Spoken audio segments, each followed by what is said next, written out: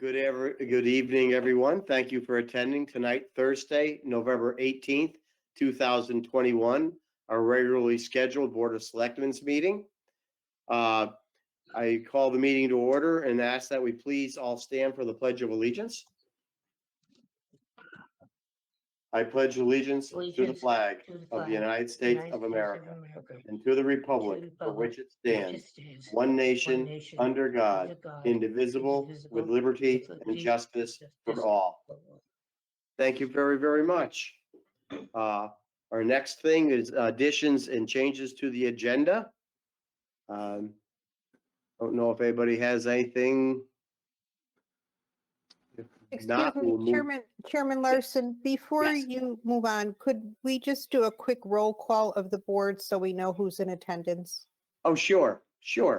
Let's see, Gail is here. Tiffany, hello. You can speak. You have to take it off. Yes. Peter? Yes, Here. I see Mark's microphone on, but I don't know if he's with us. I'm here, Dan. Okay, and I'm here because you're listening to me. Yes, So, we are. I believe we are all here. Excuse me. So again, any other additions or changes to the agenda? Hearing none. Moving on to our public comment section. And this section of the agenda is reserved for people in attendance who wish to briefly address the board. The board requests that comments be limited to 3 minutes or less. People wishing to comment should type comment and their name in the chat box, and you will be recognized. And I'll give people a minute. And Donna? There's no one indicating public comment at this time. Okay. Hearing that, we will move on to our good to know. Andy, do you have anything for our good to know segment? I'm just going to mention something myself. Officer James Tilley has retired from the Hebron Police Department. We didn't get a chance to give him a formal send-off, so I just want to make sure the Board of Selectmen, we recognize him and thank him for his service. He will be missed. Yes, he was a good guy. And that's all that I had. Okay. Well, officer, I hope your retirement is fun and enjoyable. And, you know, you can drive by in a Bermuda shirt every once in a while, say hi. So congratulations on your retirement. Our next would be the election of the chair and vice chair.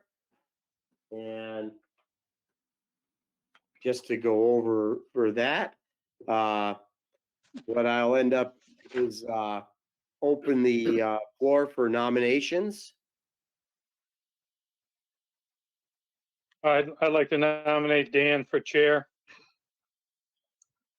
And I'd like Okay. to second that. Okay, so we have a nomination and a second for Dan Larson. Any other nominations? We're just doing the chair or both, Dan? We will do the chair first, then we'll go into the vice chair. Okay. Uh, So somebody could call to close nominations if there's no other names brought up. Move to I close move that we nominations. close nominations. Okay, thank you both. Do we have a vote on the closing of nominations? Yes, you got to vote on the closing of the nominations. Mark? I vote aye on closing nominations. Okay, Gail? I close. Tiffany? Aye to closing the nominations. And Peter? Casper, aye. And I am assuming I can vote, so I will vote to close nominations. As only one person was nominated and voted upon, I would assume that I will retain my position as chair. They still need to vote on the actual person's name. Oh, okay. So make, someone needs to make the motion then to, We just vote, right? Because well, we voted to close. Now we have to vote on that nomination. Is what I'm I being make told. the motion that we vote for Chair Daniel Lawson. Okay, Mark? Aye for Daniel Larson. Okay, Gail? Aye for Dan. Tiffany? I for Dan. And Peter? Peter Casper, aye. I guess I'll vote for myself because there's nobody else to vote for. Okay, thank So you. now all. you're the new chair. I'm the new chair. See, you've got a haircut and everything. So don't I look just like my twin brother who they removed for insanity? No, that's another story. Now we have for vice chair. And I'd like to open up the nominations for the vice chair. So does anyone have any nominations? If not, I would like to, go Oh, ahead. okay. I'd like to nominate Gail Richmond. Okay, we have a nomination for Gail Richmond. Do we have a second? I'll second. Tiffany seconds. Any other nominations for vice chair? Hearing none, make a motion to close nominations. Mark, Aye on closing nominations. Gail, Aye. Tiffany, I. Peter, Peter Casper, aye. and myself. Aye, so nominations are closed. Make the motion to nominate Gail Richmond as vice chair. All in favor signify by saying aye. Mark, Mark Rivera, aye. Gail, I guess I'll vote for myself. Gail Richmond, aye. Tiffany, Tiffany Teely, I. and Peter, Peter Casper, aye. and myself, aye. Congratulations, Gail. We are still in the hot seat. I guess so. Mr. Chairman, if I may, I'd just like to thank both of you. It's not easy to take the additional responsibility. And so I thank you for your past leadership and thank you in anticipation of your future leadership. And thank you both. Thank you, Peter. Thank you. Thank you. And, And as Dan? always. Yes, go ahead. I'm sorry. I'd like to thank you, both of you also. I feel very comfortable with both of you assuming the roles that you've already had, and I'm excited about going forward with the two of you leading us. Thank you very much. I really cherish your respect and faith in us. It does not go unnoticed, and I think great days are ahead. So onward we will go. Of course, that almost sounds like a Christmas thing. Okay. Moving on. Our next, we have our 2021 Board and Commission reappointments. And these, I will go down the list. These are all people that have voted for or have expressed an interest in being considered for reappointments. Did everyone have a chance to read the policy regarding the reappointments? Is there a response relative to them coming up? Because I see the yeses and the nos. Is that a? Well, those people who have indicated that they do not want to be reappointed will, of course, not be read. So I will only read those people. Yeah. I just didn't know. I didn't know how that was going to go. Because I see some want to continue, some don't. So you would just be reading the ones that have indicated that they want to continue. Correct. Sadly, our board and commissions, like every other volunteer entity, is showing the signs of the times where people, for whatever reason, just are unavailable to commit to many of these services. So the following people are Dan? appointed. Mr. Chair, Dan, Yes, sir. Mr. Chairman, if I may. Yes, So on please. the second page, there's a proposed motion with the names of the people that want to continue on. You don't have to read from the front page. Oh, okay. Thank you. You're welcome. Move that the Hebron Board of Selectmen reappoint the following individuals for a 4-year term to run until December 2025. The Conservation Commission would be Christopher Frey. Historic Properties Commission, Mary Ann Foote, Sue Moran, and John Menard. The Parks and Recreation Commission, Eric May. Public Building Committee, Malcolm Lecter. The Green Committee, Lindsay Ockman as a regular, and Joshua Esposito as an alternate. So please signify by saying aye, all those people who, as the group that you are voting for reappointment. Mark, Mark Rivera, aye. Gail, Gail Richmond, I. Tiffany, Tiffany Teely, aye. and Peter, Peter Casper, aye. and myself, aye. And then, so that takes care of that one. Thank you. The appointment of the town attorney. And again, I'm assuming everyone read the Hebron Town Charter, Section 805, which is the appointment of the town attorney. It's on your screen now. Move that in accordance with Section 805 of the Hebron Town Charter. The Hebron Board of Selectmen approved the town manager's reappointment of Holleran and Sage LLP to continue to serve as town attorney for a 2-year term of office commencing on Tuesday, November 16th, 2021, and continue, which is actually the other day, and continue until Tuesday, November 21st, 2023. So any discussion? Hearing none, all in favor, Mark, Mark Rivera, aye. Gail, Gail Richmond, I. Tiffany, Tiffany Teely, aye. Peter, Peter Casper, aye. and myself, aye. Thank you.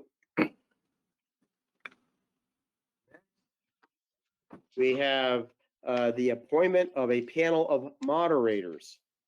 And again, this is a section within the Hebron Charter that we need to follow. This is Hebron Charter, Section 305, panel of moderators. And again, there's the list. Is there, could you kind of scroll it up a touch more, please? Thank you. That way, anybody that wants to read that section.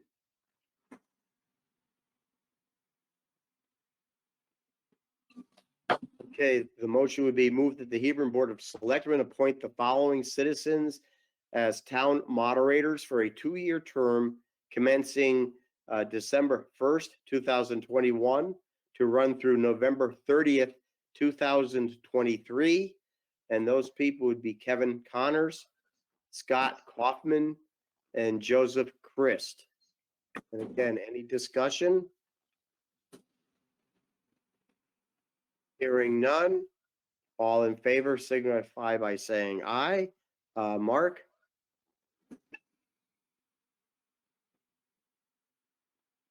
Mark,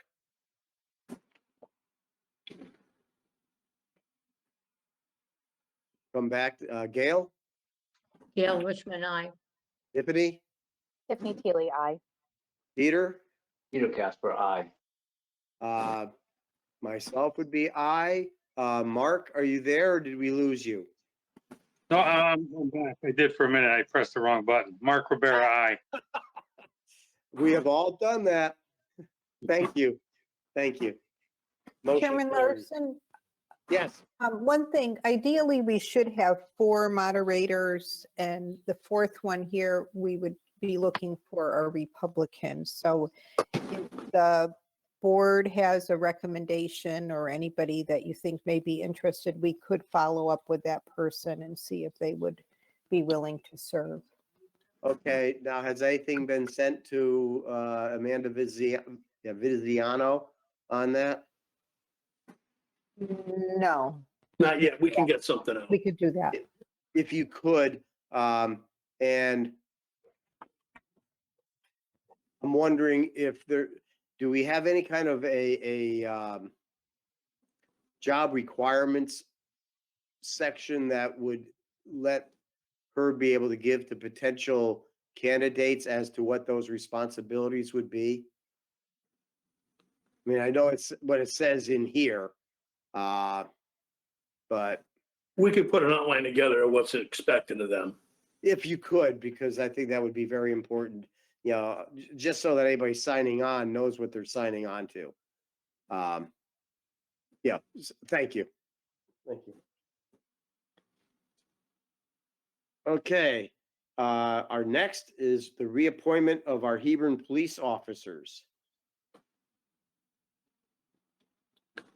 And okay, and I do have names here.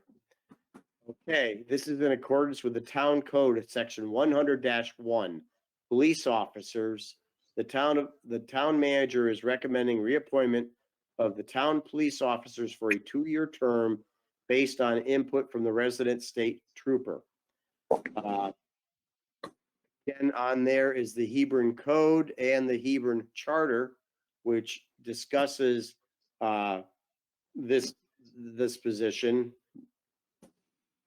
Motion is moved that in accordance with the town code, section 100-1, the Hebron Board of Selectmen confirm the town manager's appointment of the following Hebron police officers for a 2-year term to run until December 2023. Mark Rivera, Ricardo Martinez, and Thomas Reagan. Any discussion? Hearing none, all in favor signify by saying aye. Mark? Do we abstain from this one, Andy? Yeah, I would suggest that you probably abstain from that, Mark. Should I abstain from myself and say aye to Ricky and Thomas then? You could ask to have it broken out, do it individually if that works better for you. Yeah,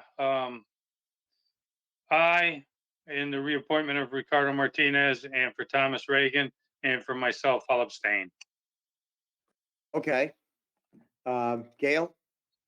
Gail Richmond, aye, for all 3. Yes. Tiffany, please? Tiffany Teely, aye to all 3. Okay, Peter? When I say aye, I just want to, Mark, just want to thank you for all that you and your fellow officers do. You represent our community very effectively and proudly, and you really epitomize what law enforcement should be. And I know it's not an easy job, and I thank you very much for your service. Peter Casper, aye. And myself, aye. And thank you. I didn't even think about you reclusing yourself, and that is definitely the right thing to have done. So, but you're still in. It didn't get you out. Thank you. Thank you. Okay, our next is a Board of Assessment Appeals appointment. Attached, we have a request from Tom Tremont, Republican, to be appointed to the Board of Assessment Appeals. This is a critical appointment as the Board of Assessment Appeals currently has only 1 member and cannot hold meetings due to 2 out of the 3 member positions being vacant.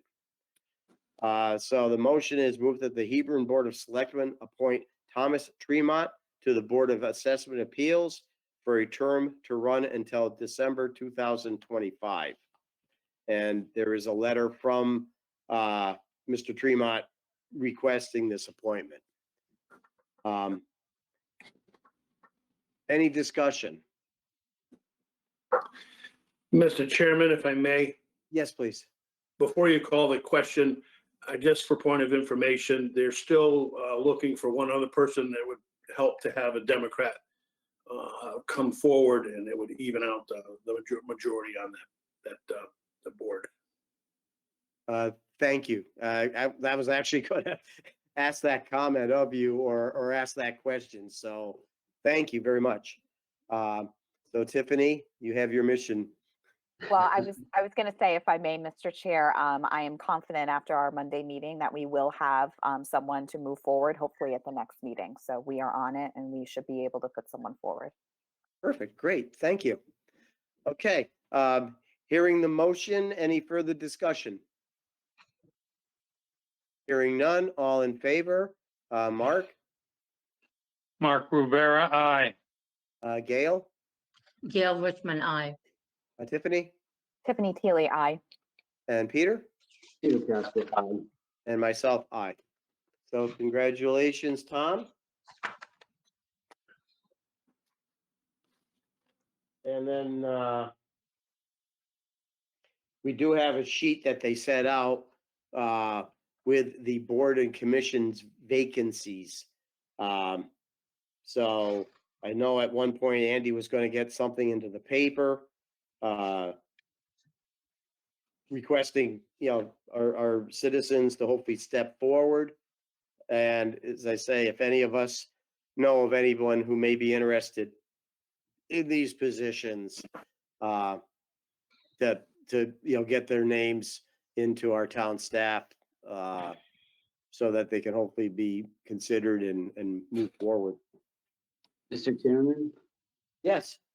if I may, I actually want to ask Tiffany a question. Well, first of all, Tiffany, welcome. Yes. What do you think about, Tiffany, about the fact, in your leadership position, that we have so many of these openings? And are you getting feedback from your group as to why the community is not stepping up in these areas? Is there anything that we need to know about? Because I had brought this up last time, trying to understand the issue and how we can collectively get people comfortable to come out. So do you have any thoughts on that? I mean, you might probably a lot closer to it than I am with your role. So any thoughts on why we have so many open positions? Are people expressing reservations, or they don't, any ideas? I just wanted your opinion. Yeah, that's a good question. And thank you for the welcome. I'm really thrilled to be here and to be serving with all of you. I think it's twofold, right? I think the pandemic has certainly cut into people's time, to time that they have to do these types of things on top of increased responsibilities at home. I also think, even for myself, I wasn't aware that there were all of these opportunities, and I'm a town chair, and I read the paper pretty regularly. So I think the work ahead for, my group and, hopefully for other groups is, now that we have this list, it is our goal and my personal goal to go out and recruit people who are interested in serving in these positions. So I think it's kind of twofold. I think the pandemic has certainly cut into people's time and ability to volunteer and to give back. And then I also think, it's awareness. So, I planned on actually taking this list back to my Monday meeting and saying, here's a list, who can we recruit to kind of fill these roles? And I think we'll need to do more of that on the ground as we move forward.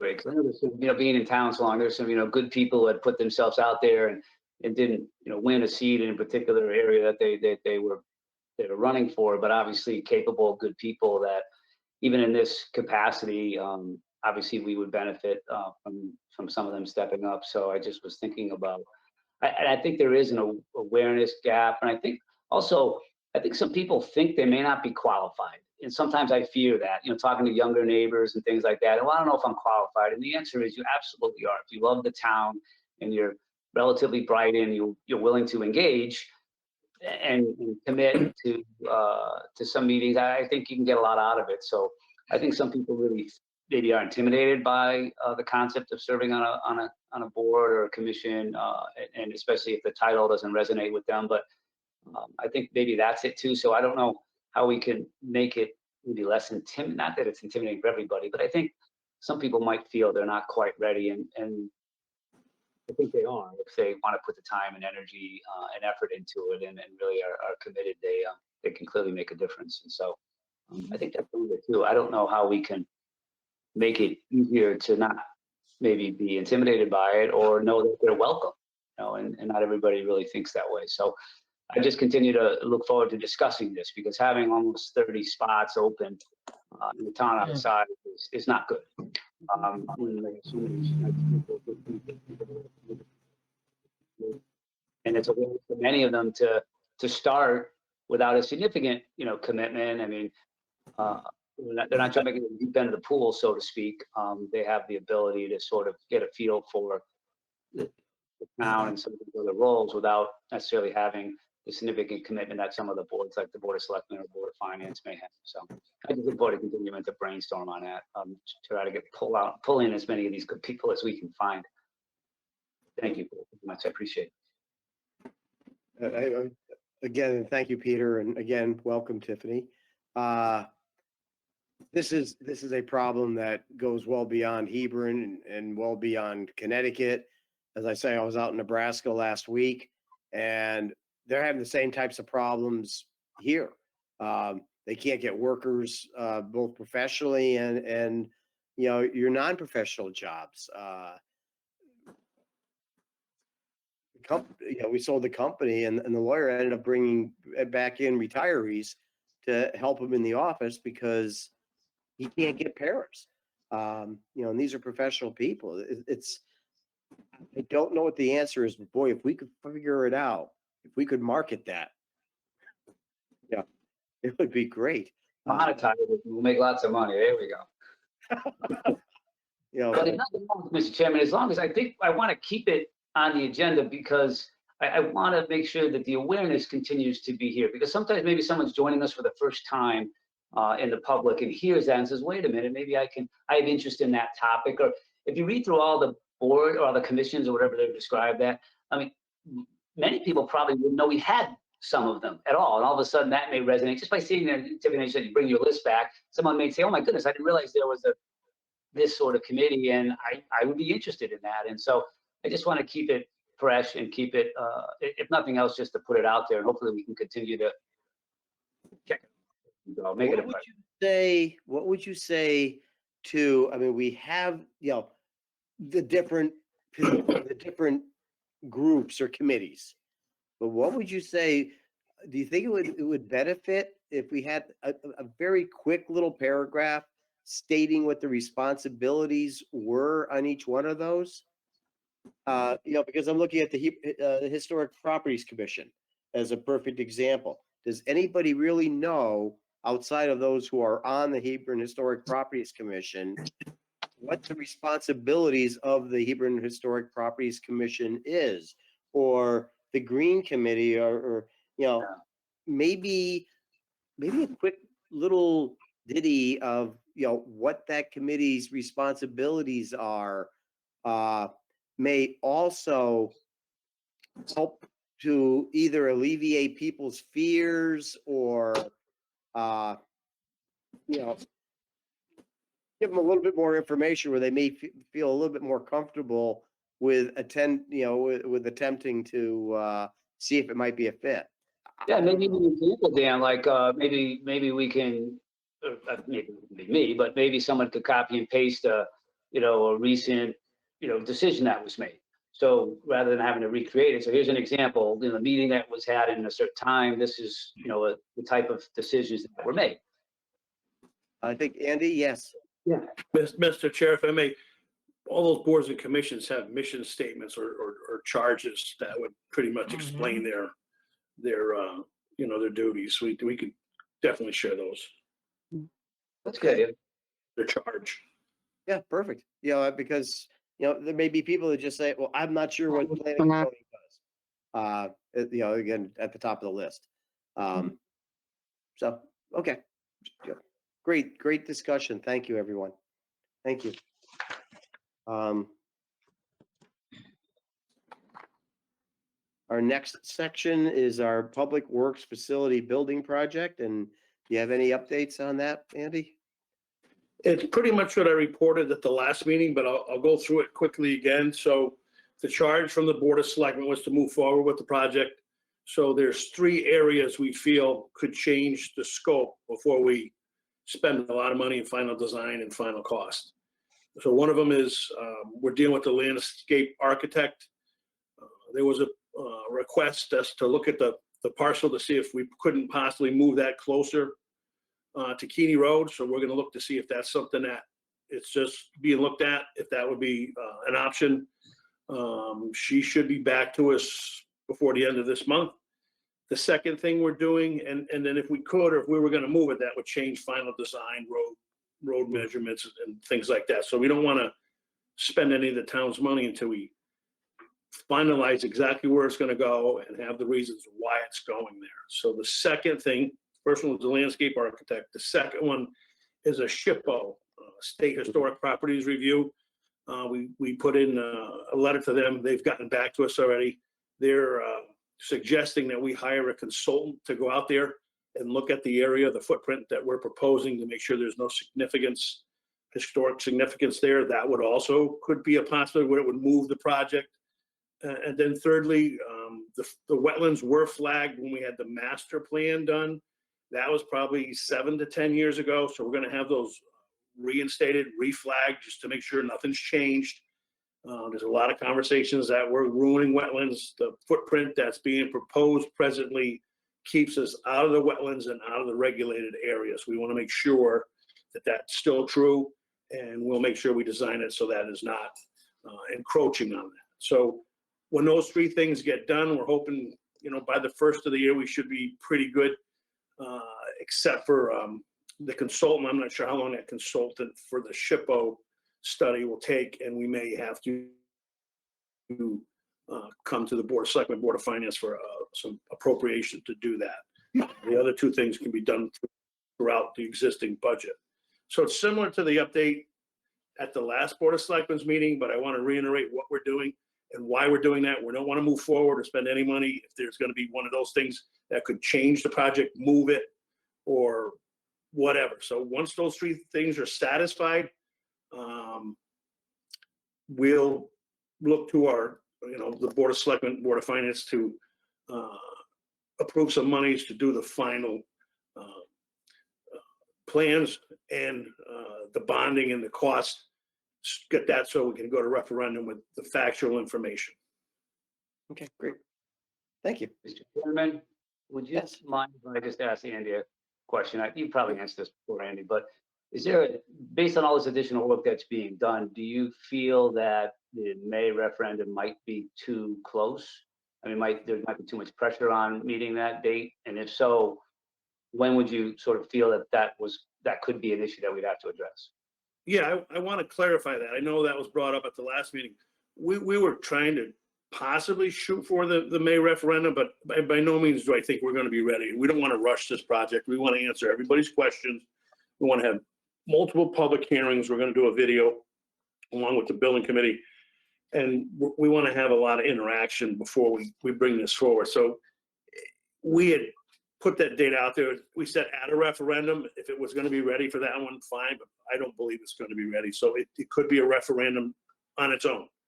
When we're finally ready, if it doesn't align with an election or a budget referendum, then we could just have a referendum just on the project itself. It's that important to the town that it would warrant having its own referendum. This is not going to probably be a smart question, but I'm going to ask anyway because I was thinking about it. Is there a way, like, say, would it ever make sense to create a referendum to get a commitment from the taxpayers to move forward on a project without the specific parcel being finalized? So my thought is, like, you can do all this work, spend all this money, and it goes on, and then the public votes like the turf that they have no interest in spending the money or approving regardless of where it is.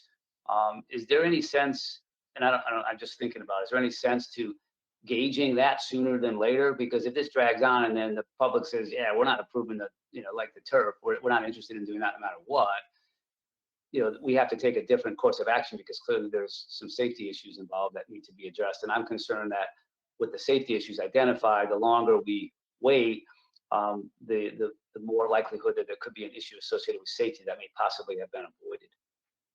Well, my professional opinion is the people have to know what they're voting on. So you have to give them a specific project, final plan, a final cost in order to be accurate. To speculate, it would hurt the project more than help it.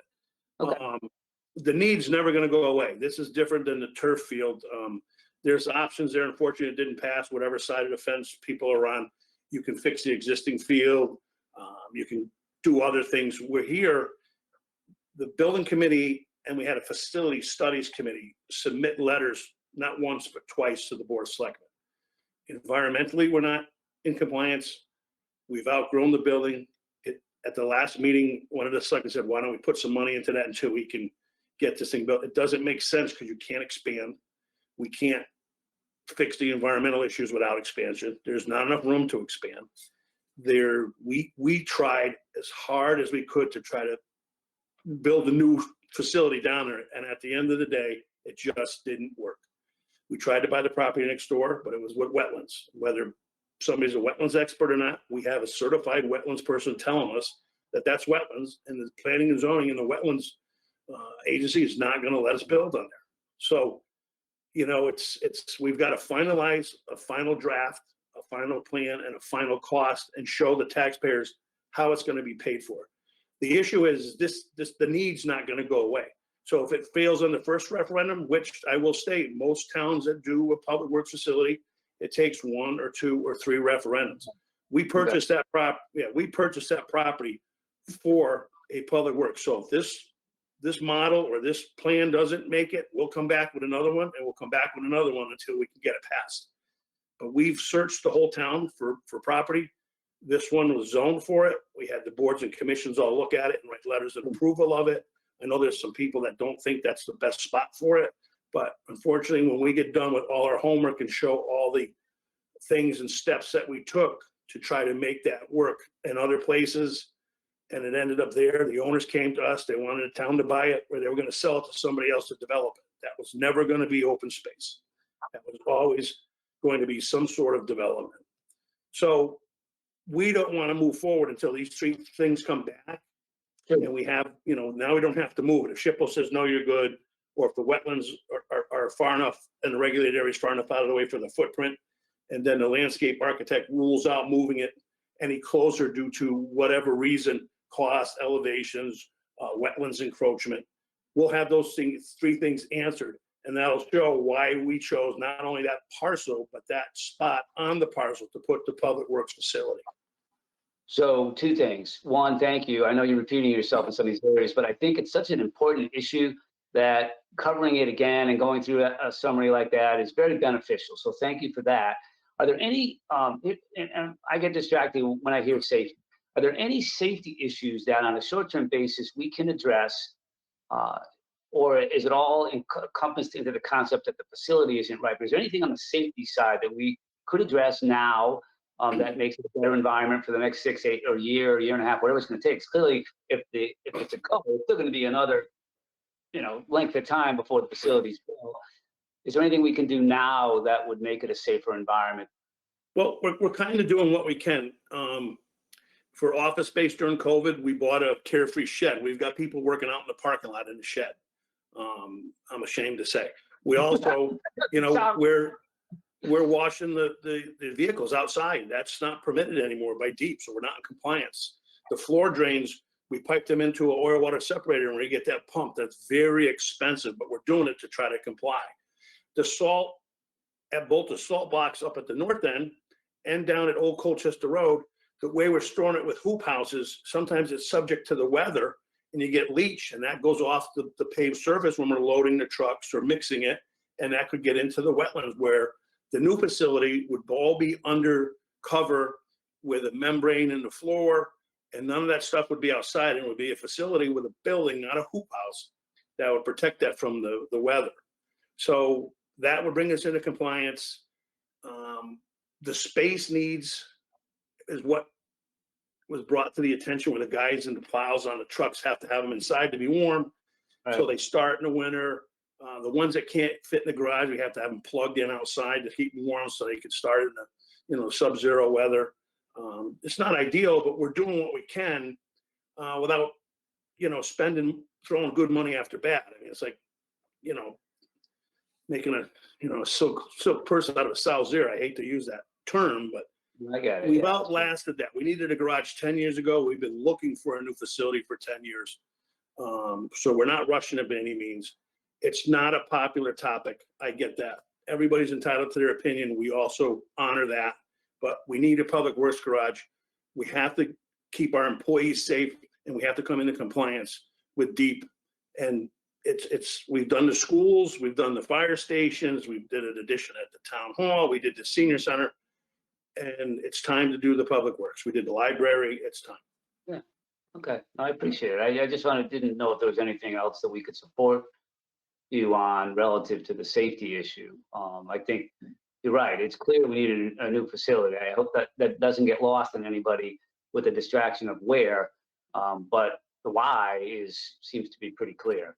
And so I hope that's clear, and I hope we continue to make sure that is not lost when the where is what sort of gets everyone distracted, which I understand and respect. I mean, that's obviously a hot topic, and people need to weigh in on it. But the why part of it is we got to keep stressing how important it is that our workers are safe and our facility is modernized and appropriate for a town such as Hebron. So again, I know it's regurgitating some of the stuff, but thanks for taking the time to do that. I think it's important that we keep talking through it, keeping it fresh, making sure that people really understand what we're trying to get at and that they have good information, especially as more information comes out on the other issues that you're exploring. So thank you. Dan Larson, I'd also like to add a few things. I've been directly involved with trying to mitigate some of OSHA's concerns with the buildings down there, in trying to upgrade and keep the electrical in repairs. But again, everything is old. It's old. It's tired. The old building is definitely in far worse shape than the newer building. But again, everybody is working, realizing that we as a town are trying to move forward. Talking about the land, and if it were to go to different types of developers, I believe that we, the town, would be the best stewards of that property and making sure that all of the resources are, protected. Most developers, they were to buy that property, they're going to go as close to the wetlands as they can go. They're going to do the minimum that they can do and still be code compliant. I think we as the town are probably the best stewards of making sure that we protect that resource. And then, my kind of sort of vision of this new public works building, I would like to see a zero carbon footprint building if at all humanly possible. And I think we as a town have the possibility of building a structure that could be emulated throughout the rest of the state and region as a very forward-thinking type of building, again, keeping the environment in mind. As I say, zero carbon footprint would be kind of sort of what I would really like to see with this facility. Let it be a shining star in the state. And, in a perfect world, we may even be able to get state and federal funds to help us to construct it. And having that Siemens report, that gentleman, I'm not sure, a few months ago, whatever it was, talking about some of the long range plans that the federal government has, although I think right now are not feasible because the infrastructure, statewide and even nationwide is not really there to support some of those ideas. This is where the world is going to be going, and we could be a leader. So kind of sort of my thoughts. That's great. I throw it out there since we were talking about this. Anybody else? Dale, Tiffany, Mark? I think the only thing I could say, Mr. Chair, if I can, Sure. you know, when it comes time to present this at referendum, you know, I think I work in the communications field. I think, you know, it's going to take a campaign to get, you know, as much information to townspeople as possible. And that may require thinking outside the box in different ways we can get information to the taxpayers in town when they're considering this project with the facts that are on hand. So just kind of throwing that seed out there that when we're ready, you know, that maybe we can brainstorm or come up with some ideas to really make sure that the taxpayers have all the facts at hand before they, you know, go and make their decision. And how true, definitely how true. And, you know, we still need these other 3 areas addressed first so that we can, you know, move forward. We are all under the assumption that we will be able to move forward, but maybe one of these reports will come in, which may end up changing our minds. I don't know. But we still have to proceed. Proceed down that road and see what information actually comes to light. Yeah, thank you. Dan? I hear voices. Yes, Mark. I think it resonates with me, and I think most of you touched upon it, is the fact that we're not a profit-based entity. So we have no interest in cutting corners. We have to abide by rules. We're not in the business of shortchanging anybody. We're trying to do the best for people. And I know there's skepticism when it comes to government, but I think, I don't know if it was Peter or Andy that said that, or you, Dan, that if you had a developer come in there, their interest is to make money. Our interest is to make a safe public works facility. And to think that we'd want to do otherwise and create jeopardy for the citizens of Hebron actually is kind of offensive. So as long as we can be trusted by the community and we do our due diligence, like Andy's always talking about, bringing in the best engineers, the best people, we have them. We're not experts on any of that. So I think we're moving down the right path. So I appreciate all your points. And I think, if I may, I appreciate Tiffany and your comment about the out of the box and your communication expertise, because we've historically done a good job and a consistent job of communicating a certain way. And clearly there's still a group of people that we're not reaching effectively. It's not a criticism, it's just probably an evolution of communication and how people accept and look for information in a time in which you're bombarded with it. And so I look forward to your thoughts on that, Tiffany, in terms of when it comes time to, and it's always been something that I push, trying to understand how we can't get people to come out to vote and why we can't, you know, people are enraged about things they're wrong about. And so that's lack of information for the most part. I mean, not sometimes people are just enraged. They like to be, but in terms of when they're enraged with the wrong information, well, that's it. We're doing a disservice. There's a disconnect that we can maybe help close. So I thank you for that comment, because I like that concept of how do we do it differently in support of what we currently do, but how do we do it differently to maybe reach some more people more effectively. So thank you for that. Yes, Andy. I'm not rushing anybody, but if you're to move on, Dan, you skipped over item number 8 on the agenda. We went to 9C. Oh, I'm sorry. That's okay. I just pointed it out. I'm just grabbing from my pile. Is this the new chair? In the pile. Because he's new. He's new at the chair. You get a pass, Dan. You're new. You're just a chair for an hour, so you're all right. It's my first day of this term. I'm sorry. Town manager's report, please. Okay, so the last week or so's activities, still continuing to work with the department heads. The CIP requests are coming in, so we're starting to formulate that along with budgets. Meeting with the department heads and assisting to try to get those as accurate as we can, so we can start compiling that and getting ready for that to be moved forward. I've been busy working with the building committee On the roof specs, we're hoping to get that finalized sometime soon so we could get it at the attorney's review and get that out to bid for the Douglas Library. So that's been taking some time. The town planner, the new town planner, and myself are working with a gentleman that's interested in the brownfields at 501 Church Street, the old gas station. So we have some interest in that. So we're trying to walk him through the motions with the state and what it's going to take to move forward on that property. The gentleman that's interested right now owns a bike shop in 2 other towns.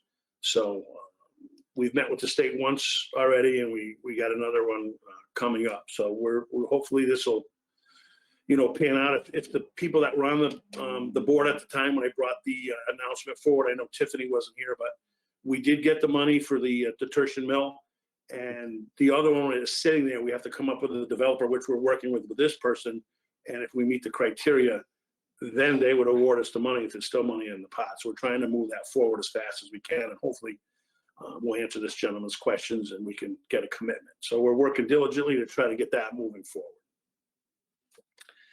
I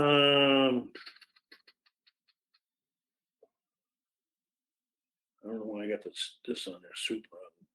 I've been working with the superintendents. I've been the schools working on their budgets to see a lot more collaboration earlier on.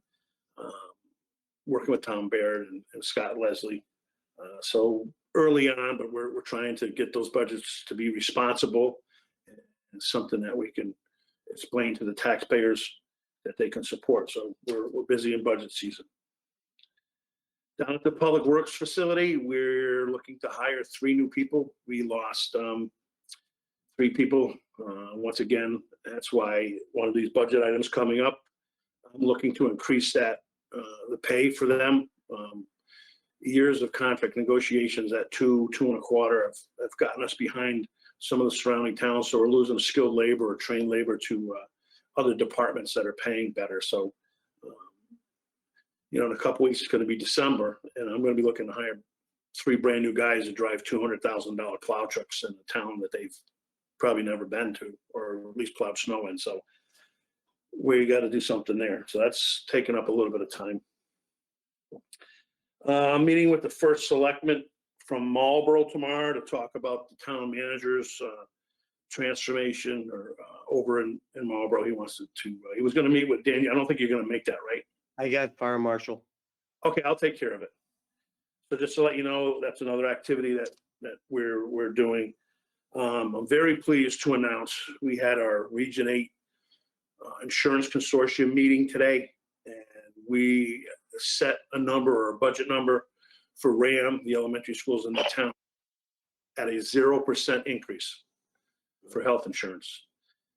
If anybody that's been around a long time on this board, 5 or so years ago, we were looking at 13, 14, 15% increases on that insurance, which is a huge number. We went self-insured about 5 years ago, and we're bearing the fruits of doing it. So we're at I think it was a 1.2 last year, and we're at a 0 this year. And if things keep going, we're looking hopefully for another 0 next year. But we'll be happy with this for this year for now. So I think that's great news. That's great news for the budget.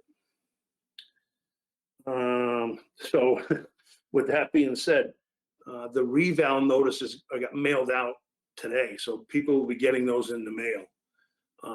So there's information there. If people have questions, they can go on the website. They can talk to the Rebound people, or if there's questions and they want to call the town hall, we'll field those calls as well. So just a heads up on that.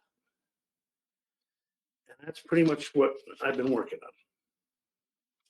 Okay, thank you. Thank you. Our next thing is 10A, which is our 2022 Board of Selectmen meeting schedule. And again, did anybody have a chance to review it? And if so, are there any issues with it? We've also got in there the Board of Ed school closing schedules. So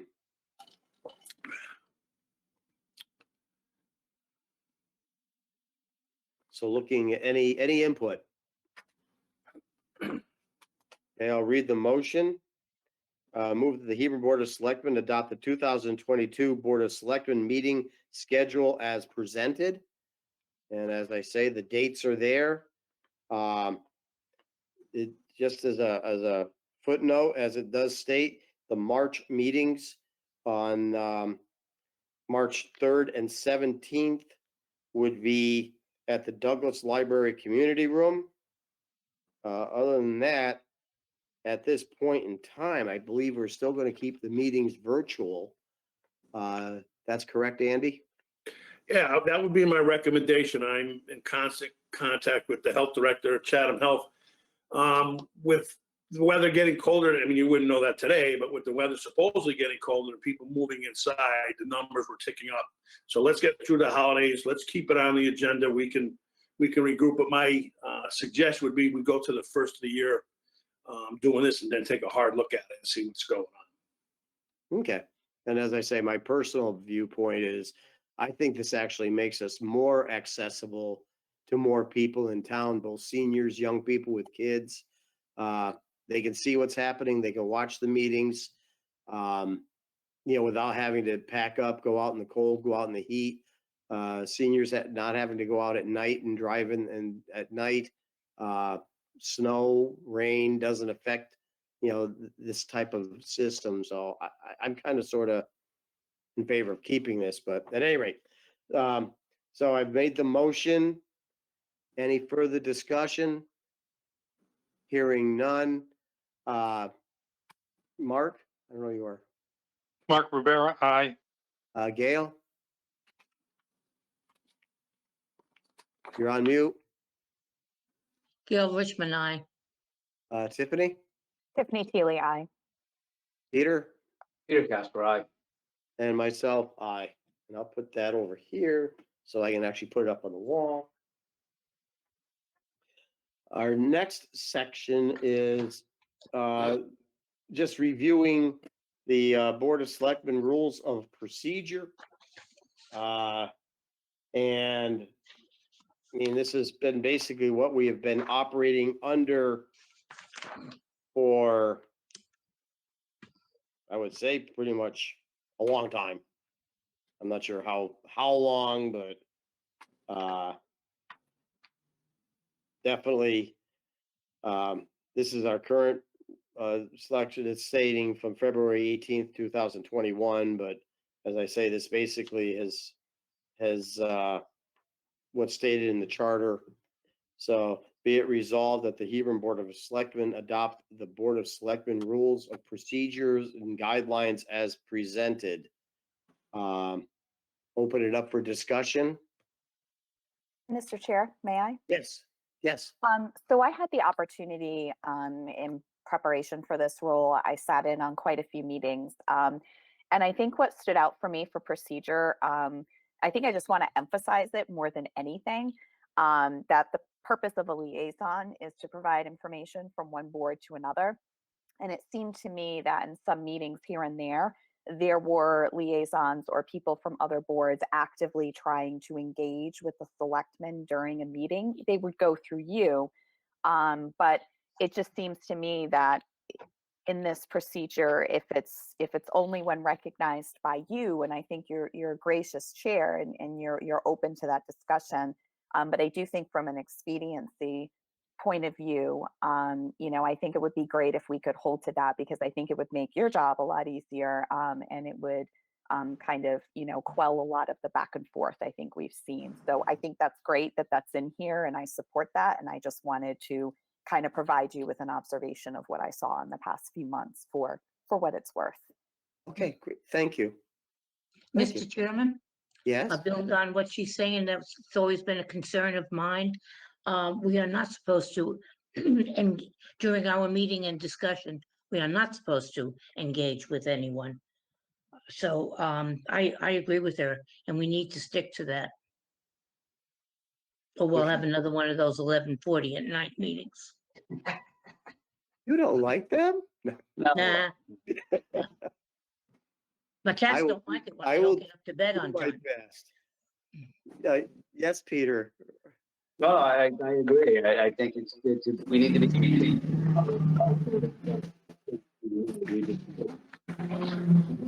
So if I may, Mr. Chairman, Yes, please.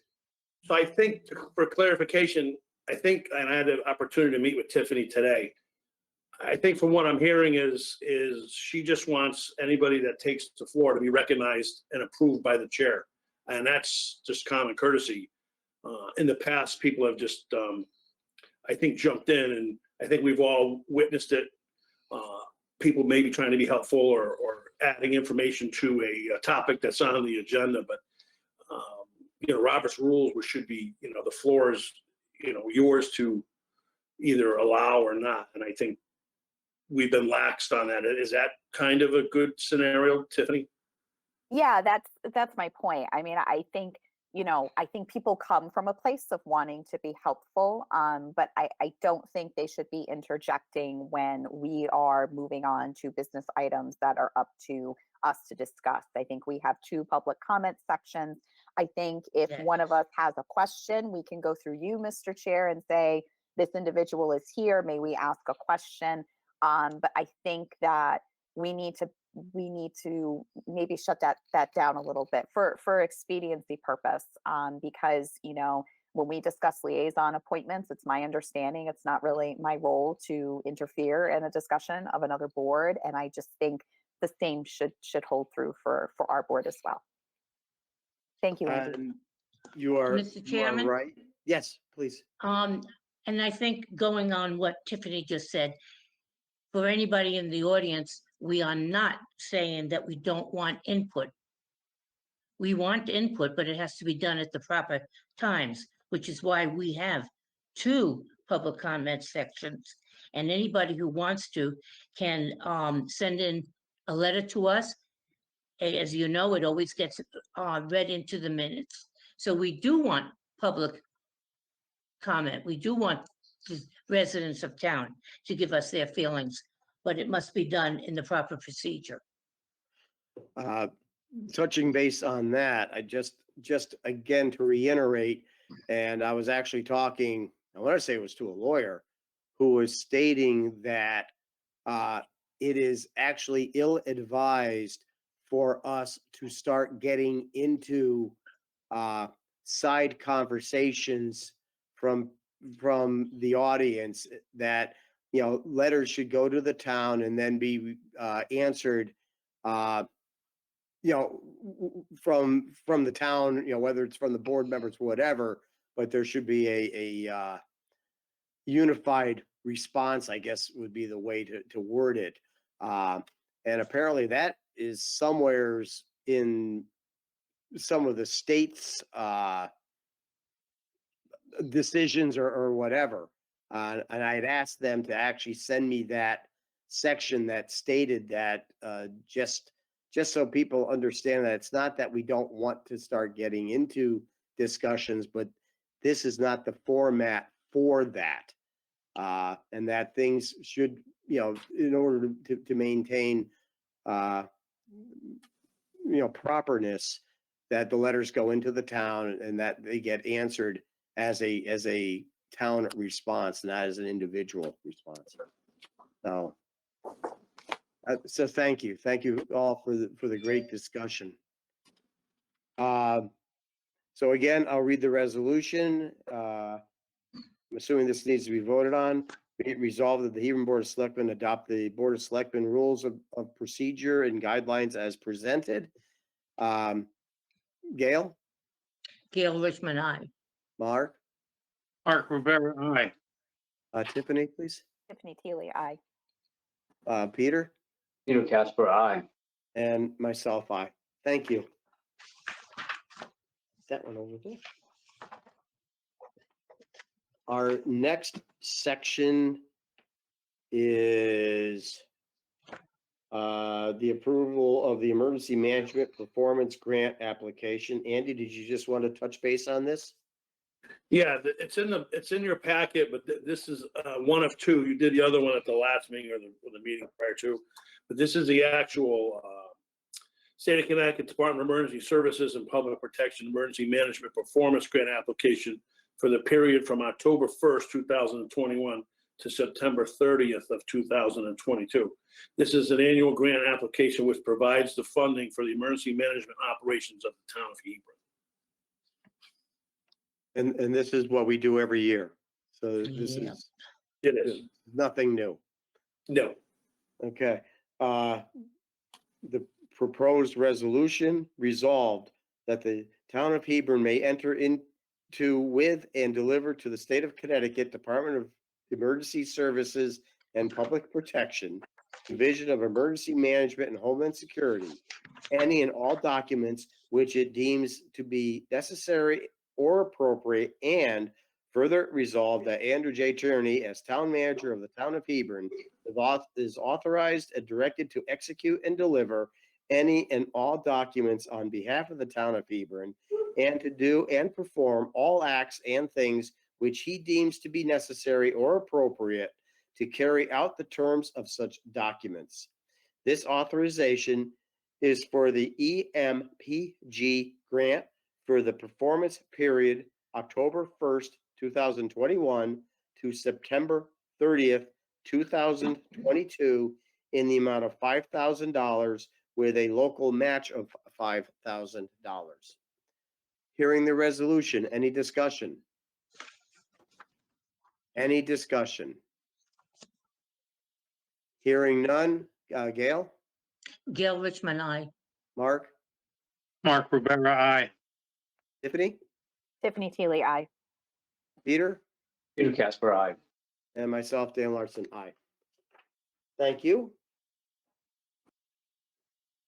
Okay. Guess what, guys? We're getting down. Next one, item 10D. Again, Andy? Yes, thank you, Mr. Chairman. 10D is adopt a resolution for Hebron Brownfields grant at 429 Church Street, which is the Tertian Mill. So in June of 2021, the town of Hebron was notified of award of a grant in the amount of $245,520 for funding under the Brownfields Municipal Grant Program, round 13 of redemption and assessment for the Tertian Mill project.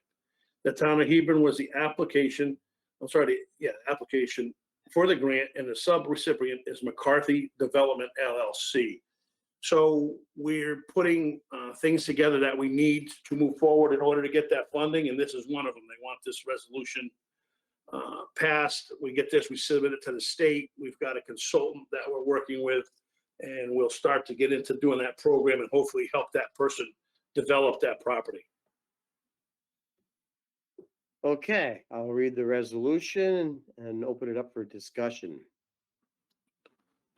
Whereas General Statutes, Section 32-763 of the Connecticut Department of Economic and Community Development is authorized to extend financial assistance for economic development projects, and whereas it is desirable and in the public interest that the town of Hebron make an application to the state for $245,520 in order to undertake the Tertian Mill renovation and reuse project and to execute an assistance agreement. Now, therefore, be it resolved by the town of Hebron Board of Selectmen, one, that it is cognizant of the conditions and prerequisites for the state financial assistance imposed by Connecticut General Statutes, Section 32-763, and two, that the filing of an application for state financial assistance by the town of Hebron in the amount not to exceed $245,520 is hereby approved, and that Andrew J. Tierney, town manager, is directed to execute and file such application with the Connecticut Department of Economic and Community Development to provide such additional information, to execute such other documents as may be required, to execute an assistance agreement with the state of Connecticut for state financial assistance if such an agreement is offered, to execute any amendments, decisions, and revisions thereto, and to act as the authorized representative of the town of Hebron. Hearing the resolution, any discussion? Any discussion? It's not necessarily on the discussion, but how are they going with that project? Because I don't see a lot happening down there. And you're on mute, Andy. Sorry about that, Mr. Chairman. Nope. This is the type of work that's got to get done first to get these approvals and before we can get the funding to start moving and actually seeing the work being performed. So we have to meet a bunch of the hurdles for this grant, which we're trying to do. With one of these would be the resolution. There's two other things we have to get completed. One of them is some stuff the owner's got to do, but we're working in concert with each other to try to get this moving forward. Perfect. Great. Thank you. Okay, Gail? Mute. Those things should go on and off automatically. But Gail Richmond, aye. Okay, Mark? Mark Rivera, aye. Tiffany, please. Tiffany Teely, aye. Peter? Peter Casper, aye. And myself, aye. Thank you.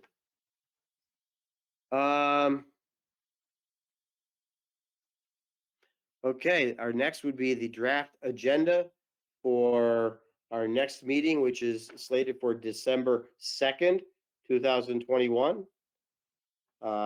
So again, anybody that wants anything added onto the agenda, please get it in with the supporting documentation to Andy so that it can get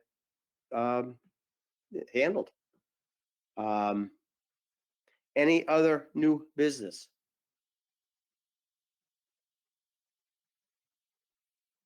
Okay, hearing none. We have our consent agenda. The items are considered to be routine in nature, which the board may or may not need to discuss individually and may be voted on as a group. Any board member who wishes to discuss a particular item in this section may request the chair to remove it for later discussion and a separate vote if necessary. And we have the approval of minutes of November 4th, 2021, the regular meeting, and then the tax refunds. And Those minutes have not been, Yeah. were just submitted late this afternoon, so we're gonna put those on the next agenda. So we Okay. just need to do the tax refund.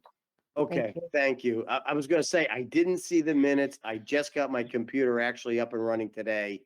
So I was going to abstain because I don't know if they'd gotten out or not. So at this point, then it would be just our, the approval of our tax refund as listed, one individual. Any discussion? Hearing none. Gail? Gail Richmond, aye. Mark? Mark Rivera, aye. Tiffany? Tiffany Teely, aye. Peter? Peter Casper, aye. And myself, aye. Our next thing, and actually, well,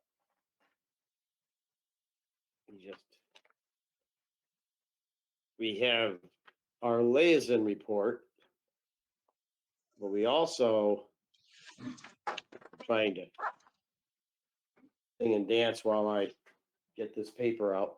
Okay, our liaison reports. So I'm assuming, Tiffany, that you talked to Andy and kind of got an idea on the liaisons and their missions and responsibilities.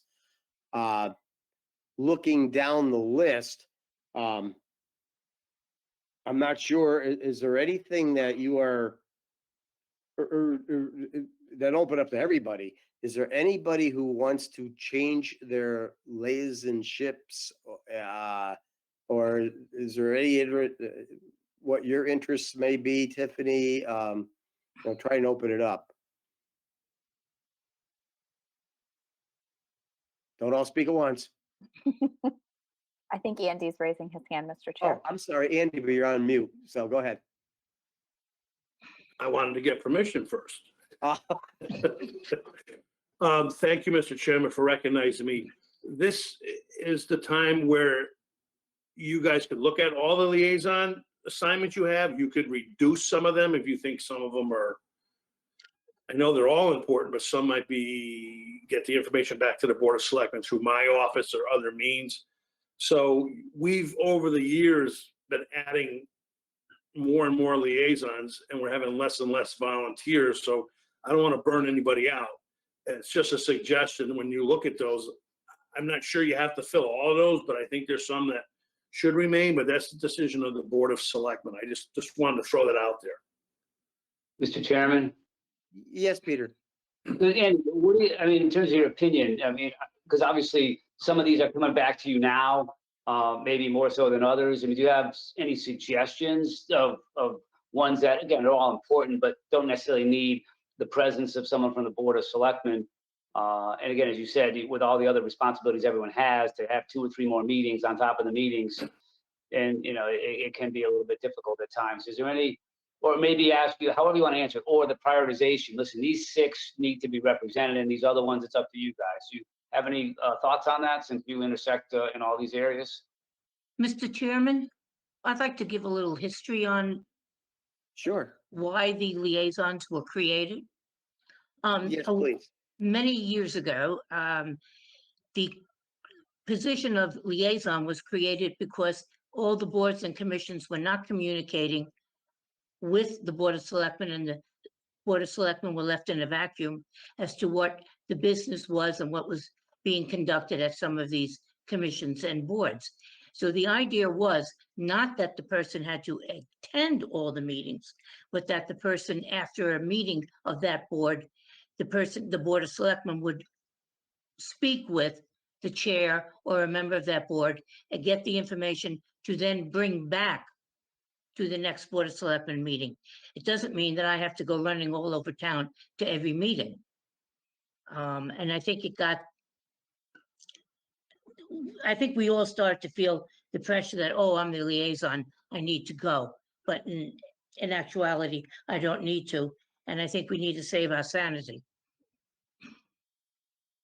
So that's a good point. I didn't really think about it like that. It's a good point, Gail, because you're right. All of a sudden, we had 2 more meetings, and like I'm on the Board of Finance, maybe that goes an hour and a half or 2 hours. It typically doesn't, but say that it does. And then the Parks and Rec is another hour, hour and a half, and all of a sudden, did I really need to be there the entire time, or did we just get a couple of highlights, or if there were some concerns over what I heard in that separate conversation with the chair, then maybe expand on it. But maybe that's a good way to think about it in terms of the commitment. Because I came in thinking that I had to go to all the meetings. And so I have done my best to go to all the meetings. I don't miss, I didn't Likewise. miss one in the last couple of years, I think, because of a work conflict, or maybe 1 or 2. So, okay, that's good perspective. And then what about prioritization? Thinking about that, I'd ask Andy, but if anyone else has any thoughts on that, thinking that, do we really need all these on the list? Again, not that they're not all important, but how much do we really need to connect on some of these relative to our role as on the Board of Selectmen? I think if I can chime in, Mr. Chairman. Yes, please. Yeah.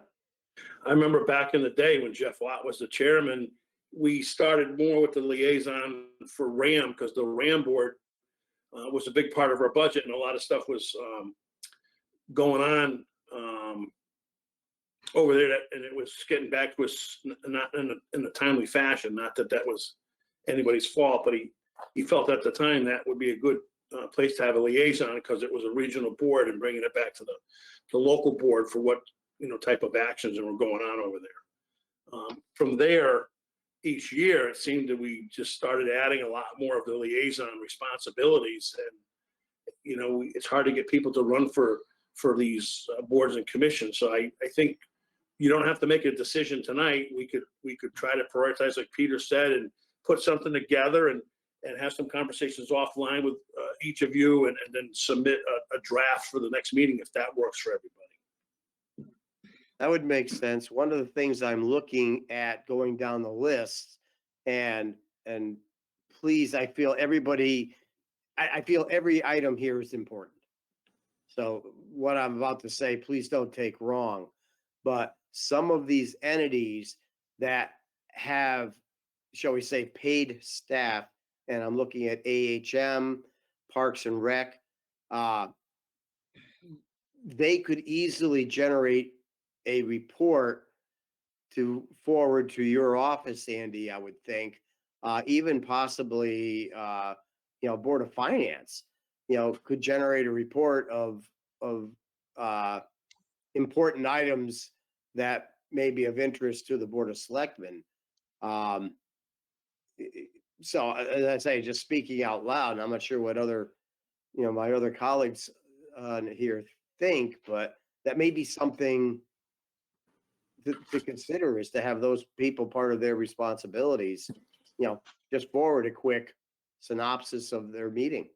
Well, I think, Mr. Chairman, if I may, rather than just say, here are the minutes, right? Because the minutes can be kind of lengthy.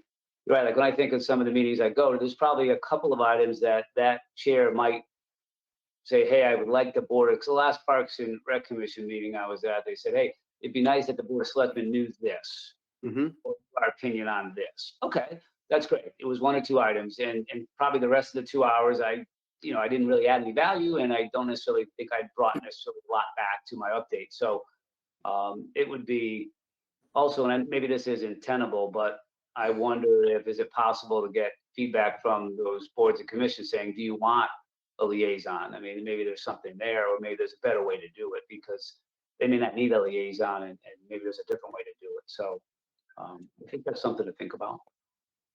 Well, that's simple as Andy just putting an email out to each one of the to the chairs, getting their Right. input, I guess. So the Open Space Land Act, that is one that you have to have somebody, because they're actually a seated member from the Board of Selectmen on that board. Okay. So I'll go through the rest of the list. And Donna probably knows better than I do. I think that's the only one where we have to have a selectman on there as a member. I don't think there's any other ones. I could be wrong. That is correct, Andy. Thank you. Mhm. Please get your input into Andy, good, bad, whatever, and then they can get it back out to us. Just as a advice, and either Andy or Donna can expound on it, and this is more for you, Tiffany. We have to make sure that we do not get into emailing each other back and forth on the side, because it could be considered as an so An illegal meeting. Mhm. I just thought of that. It's like, just make, I wanted to get that out. Because sometimes it's so easy to just start emailing people. What do you think on X, Y, Z? We just have to be cognizant of some of the FOI laws on that. I just thought of that. So I figured I don't speak it or state it. As I say, I don't know if Andy or Donna want to expound on that at all. No, we'll work something up. Just if you have a certain flavor for one of the boards you think you'd be a good liaison to, or you want to remain in, just send us that, and we can, we'll start working off of that list and see if we can't whittle it down. I myself, I don't know how you guys do it. There's so many meetings there. Not that any of these boards and commissions aren't important, but as you stated, Dan, we could get a report for the selectmen's meeting and have them send in a scenario, or, like finance a heavy lane. Staff could get me something. Yeah. As for how we do it, it's simple. We just don't have lives. There's been many a week when we've been out 3 and 4 nights. Okay. Well, that great discussion. And with that, I'll ask for we have our current assignments, and if we can just do our reports, and who knows, maybe we'll be able to whittle some of that down. So I always start at the top. Mark's first. So Mark. Yeah, I'm going to report kind of two things at once. So I think you're all aware that Fran Carino, the chief juvenile prosecutor, retired, and then he also resigned from his chairmanship. You didn't know that, Dan? No. Yeah. Okay, so yeah, he retired, and that's a great loss for the state, but particularly selfishly for us at the Juvenile Review Board. He resigned his chairmanship right at the time when we have the highest number of juvenile referrals that I can remember since I've been here. So a new chair has been put in place. It's Jay Kehoe, the director of public safety from Marlborough, and he's an officer there too. So he's taken over. He's been on the board for years, and we lost the coordinator of the Juvenile Review Board, and some new people have stepped up and have tried to run it and are trying to make some changes for the good. But we've been really inundated with juvenile referrals, particularly from RAM, almost exclusively from RAM. So we've been busy.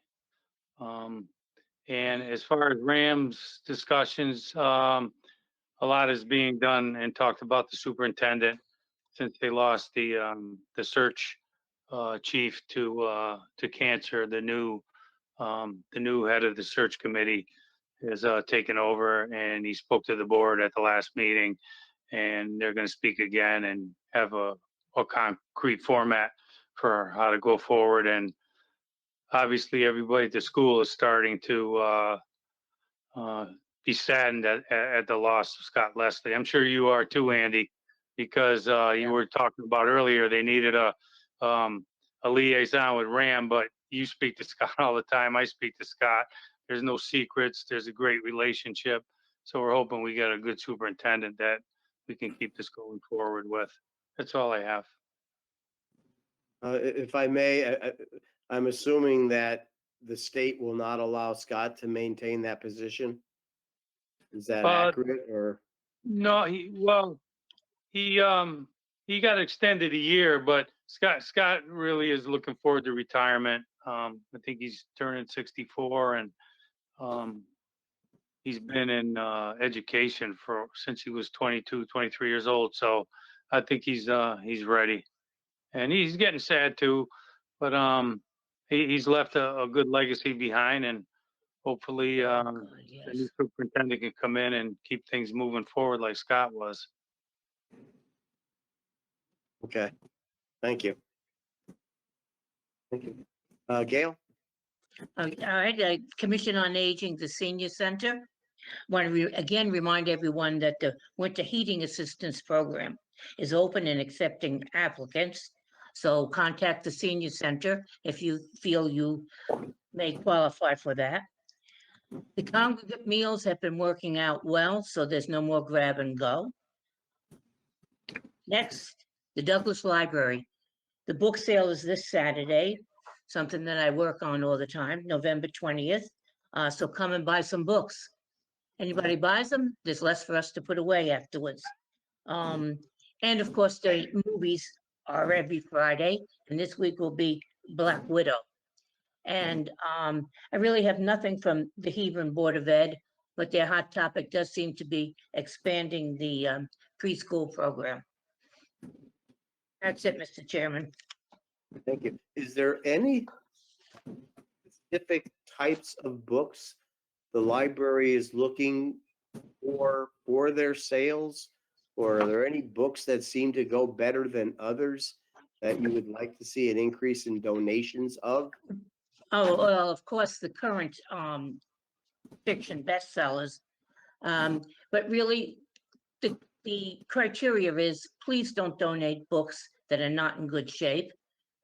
Please, because then they end up out in the refuse bin. Books over 10 years old usually don't sell. And certainly technology books that are, people put their old Windows book or something like that, and it's completely out of date. But if there was a bestseller author 5 years ago, he or she is probably still a bestseller, and even though the book is older, it will sell. So Okay, we try to keep them moving. thank you. Peter, Actually meets tonight, I think, and I don't have anything else from the Parks and Rec. I don't have anything from Parks and Rec, so I have nothing. Yes. I'd like to help Peter with his report for the Board of Finance. I just got a text that there's a new chair and vice chair. Okay. Diane Del Russo is the chairman of the, or chairwoman of the Board of Finance, and oh, Mike McCormick is vice chair. Nice. Thank okay, you. okay. Thanks for the assist. Thanks for the assist, my brother. I appreciate it. Andy, do you have anything?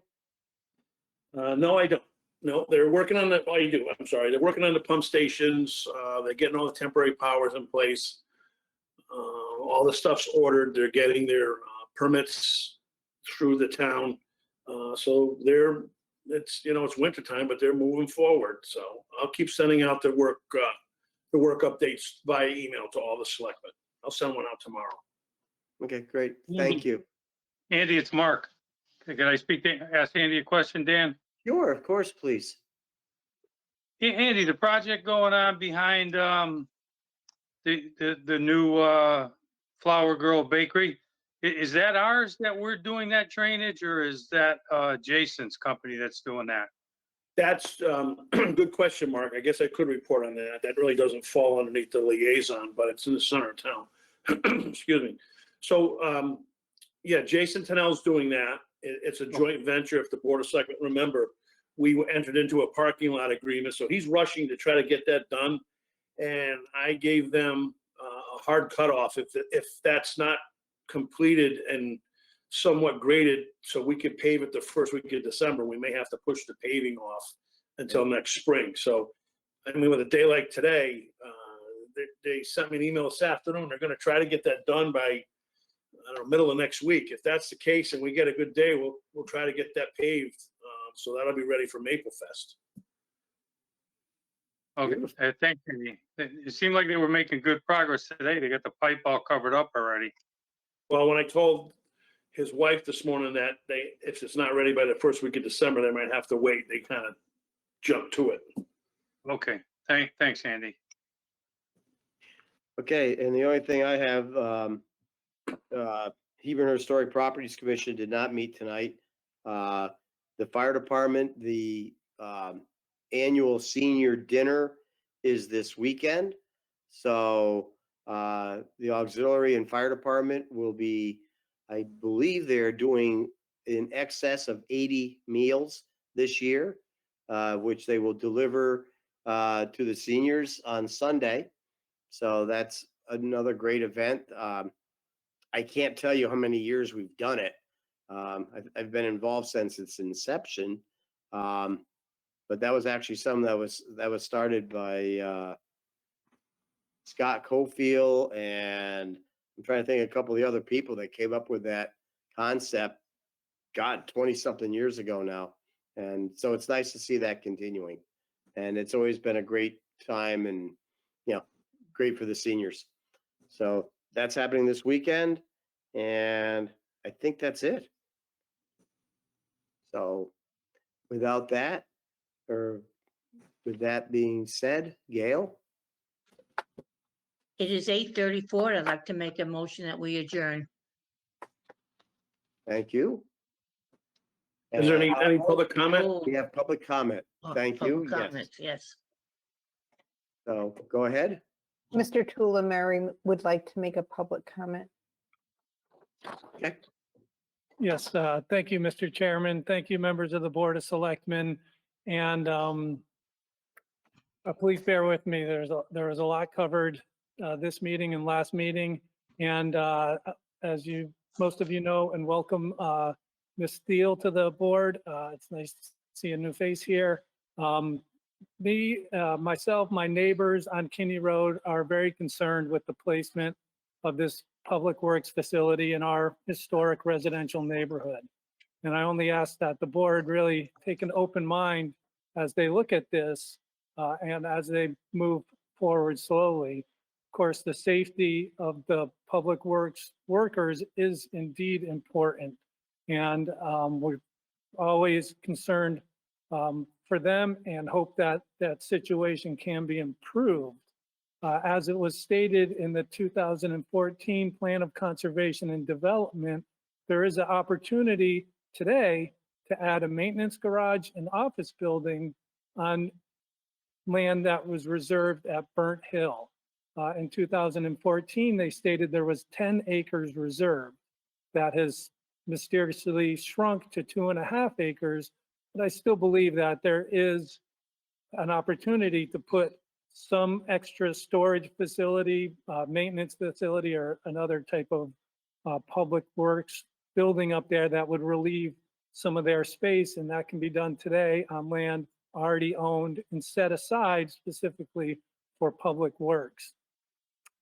And I also would like to say I totally agree with the board's comments that the facts must be provided to the citizens. And a statement made here tonight, I believe, is contrary to the facts. And that has to do with the purchase of the 88 acres at 17 Kinney Road on February 21st, 2019. And I quote from the minutes of that town meeting. A. Tierney stated that this discussion and special town meeting is for the acquisition of the parcel. Period. End quote. There was several town officials at that town meeting and Board of Selectmen meeting that reiterated that that vote was only for the purchase of the parcel. At that time, the concept drawing of the public works, the new town hall, and the new fire station, the Great Lawn was all included, but that was not what the vote was. So please stick to the facts that that land was not purchased for the DPW building. And looking at placing that building at that site at 17 Kinney Road, if you read through the Plan of Conservation and Development, I believe you will see that the facts are that it is in conflict with several sections of Section 2 in the plan, protecting drinking water supplies, protecting streams, corridors, and wetland soils, protecting agricultural and farming, protecting wildlife, scenic vistas and streetscapes, and areas of historic heritage. Now, those are important, and that Plan of Conservation and Development is the voice of the people. And the Board of Selectmen, your mission is to follow the voice of the people. And so trying to put this facility there, I just don't understand that why it's being pushed so hard that it needs to be in this location when it's clearly in conflict with the Plan of Conservation and Development. And I took it a little bit further this week and started reading the planning and zoning regulations as they relate to the Village Square District, which is where this public works facility is proposed to be located. And I would encourage you to go to those planning and zoning regulations and read about the Village Square District. It has 3 distinct areas within the district: the Village Square Center, the Village Square General, and the Village Square Edge. As it was stated, the Village Square District is intended to promote flexible development patterns and a diverse land use within a master planned environment in order to promote efficient use of land, reinforce the historic development patterns that have occurred within Hebron Center, protect and enhance natural resources, and provide a variety of compatible architectural styles, building forms, and building relationships within a planned development. I really cannot see that an industrial public works facility, especially of the scale of the proposed architectural drawings that I've seen, fits within that planned and natural development. And even going further, moving the Department of Public Works now closer to Kinney Road is by far not in keeping with the stated purpose of the district and the village square edge, which has requirements for, quote, primarily residential, civic, recreational, and open space uses, end quote, and to provide, quote, a discernible boundary, end quote, that preserves natural features, accommodates greenways, and contains buffer areas along the edge of the district. Really, those are the regulations. That's what this land was purchased for by the town. So, and if you please, take a drive down Kinney Road, take a look at that area. If you don't know it, it's, you know, if you don't use it as to cut over to Millstream, please, it's a nice residential area. The land is historic. We have that great Raymond Brook Preserve across the street. Please just consider carefully the efforts to really promote this and to really support this, because the Board of Selectmen, you guys, you are the leaders of the town. And you have a small group of residents. 3 Sure. minutes. Thank you. You have a small group of residents, but I don't think the quantity of us should diminish the quality of what we're asking. Just maintain our neighborhood in the historic area. So thank you for your time. Thank you for your comments. Okay, any other comments? Welcome, Tiffany. How was your first meeting? Thank you, Mark. It was a great experience. Thank you all for the very warm welcome. I'm really excited to work with all of you. So thank you. You're welcome. I will Thank you. try again to, do we have any more public comments? All right, then I'll make a motion that we adjourn at 8:42. Thank you very much.